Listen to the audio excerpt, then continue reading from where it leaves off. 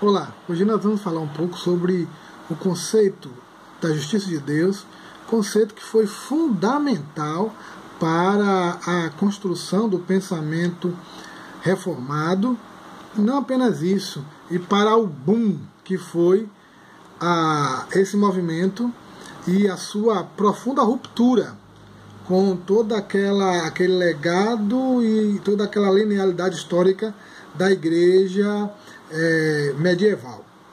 Bem, esse conceito de justiça de Deus eu quero estabelecer a partir do que Lutero disse sobre justiça de Deus, como está presente lá no seu comentário da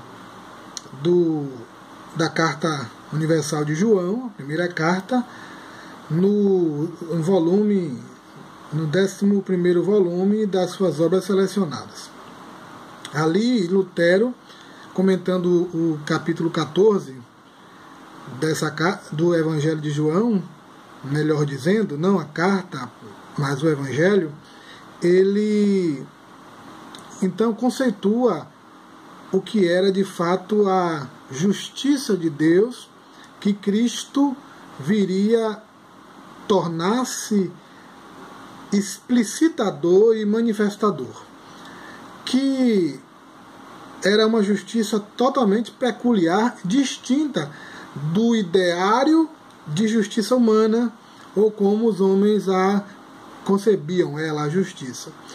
E nós então vamos entender, compreender que essa concepção que Lutero apresenta da justiça de Deus, ela, enquanto realidade e impulso divino, ela é uma ideia reformada extremamente peculiar. Para ser sincero, foi o que tornou o movimento original e extremamente atrativo.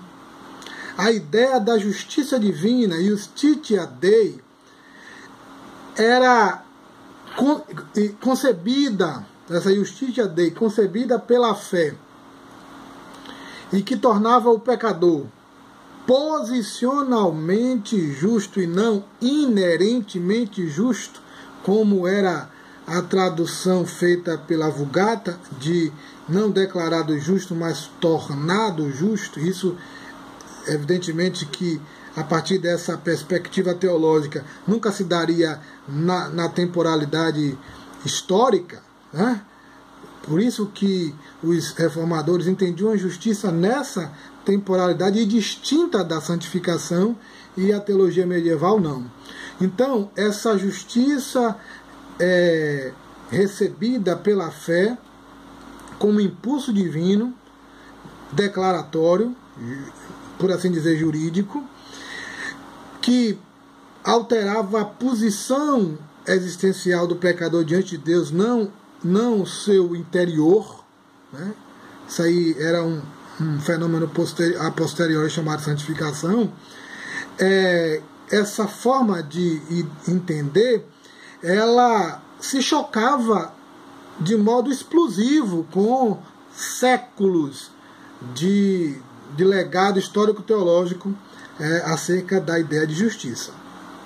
Então, quando Lutero concebe essa concepção de justiça, ele faz uma ruptura muito bem-vinda com essa estrutura cristalizada, ossificada de percepção teológica eclesiasticamente dada, estabelecida, o conceito teológico sobre a égide e sobre as garras da instituição eclesiástica,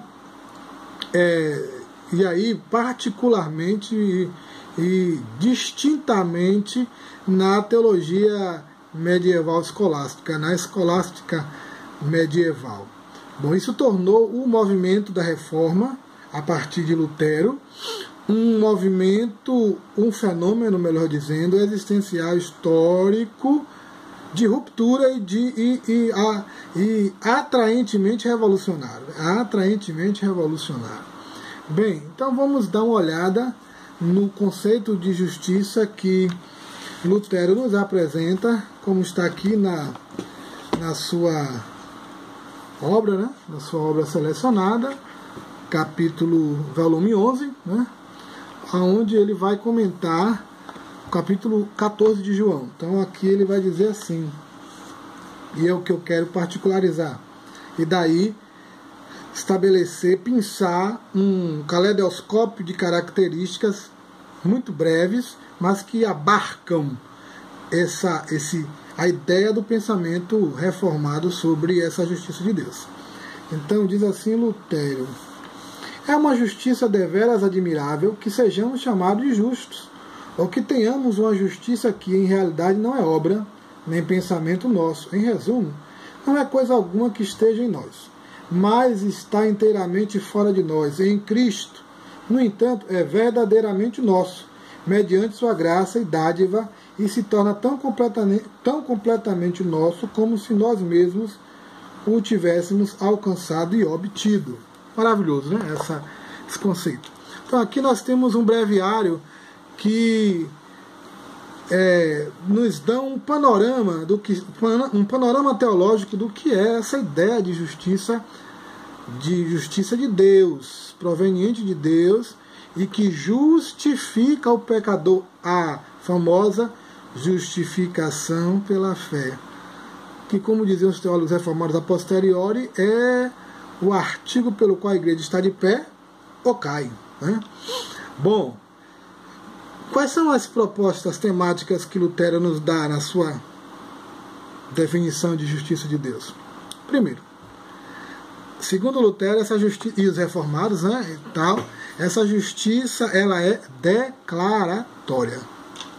Chamados justos, né, como está aqui, chamados justos. Essa é a grande diferença, porque a teologia reformada propunha uma justiça que era inerente, que transformava, que era processual.